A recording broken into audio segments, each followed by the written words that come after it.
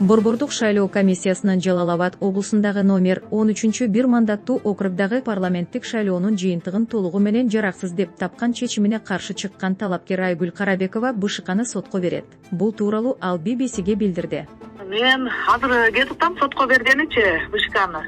Анын кимдир бирөөнүн айыбынан биз страдать этпешибиз керек да. Бизде эч кандай биз тарапка заявление жок, эч кандай нарушение жок бизденчи. Буга чейин БШКнын жумушчу тобу аталган округдун 35 участкасында талапкерлердин өкүлдөрү тарабынан мыйзамсыз түрдө камералар орнотулуп, добуш берүүнүн купуялуулук принциби одоно бузулганын аныктаган. Талапкерлердин өкүлдөрү шайлоочуларды аралап жүрүп, алардын арасында камера коюп атабы же бири-бирине көрсөтүп атабы, добуш берүүнү көрсөтүп атабы, кыскасы ушундай бир тоскоолдуктар болуп, ошол андан сырткары дагы ошол шайлоочулар келип кетип кирип атканда, бюллетень алып аткан убакта же болбосо добуш бергенге бараткан убакта дагы ушундай бири-бирине көрсөтүүлөр берип, бул шайлоо добуш берүү күнү үгүт жүргүзүүнүн элементтери дагы болду. Бекматов бул округда мыйзам бузуу бир эле талапкерге тиешелүү эмес деген. Тескерисинче, бардык талапкерлер тарабынан мыйзам бузуулар болгонун баса белгиледи. Ал ошондой эле, эгер кайсы бир талапкер мыйзам бузууга барбаган болсо,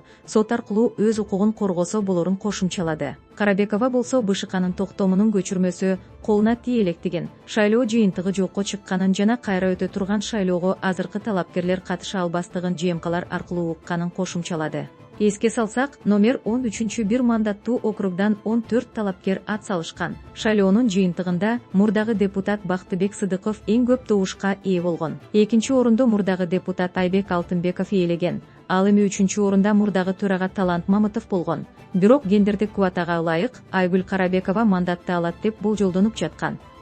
БШК шайлоо тилкесине орнотулган камералар кимге тиешелүү экенин так айткан жок. Социалдык тармактарда болсо номер 13 округдагы талапкердин өкүлдөрү добуш берүүнүн жүрүшүн камерага тартып, шайлоочуларды көзөмөлдөгөн деген видеолор тарап, анда булар талапкер Бактыбек Сыдыковдун өкүлдөрү деп айтылган. Сыдыков өзү айыптоолорду каралуу аракети катары сыпаттаган. Бийлик бул боюнча күнөөлүү тарапты аныктап, жоопко тартабы же жокпу азырынча белгисиз.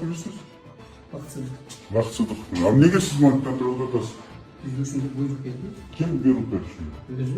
Mümkün emas desek, nar jaqdan ruxsat berilgan ekan.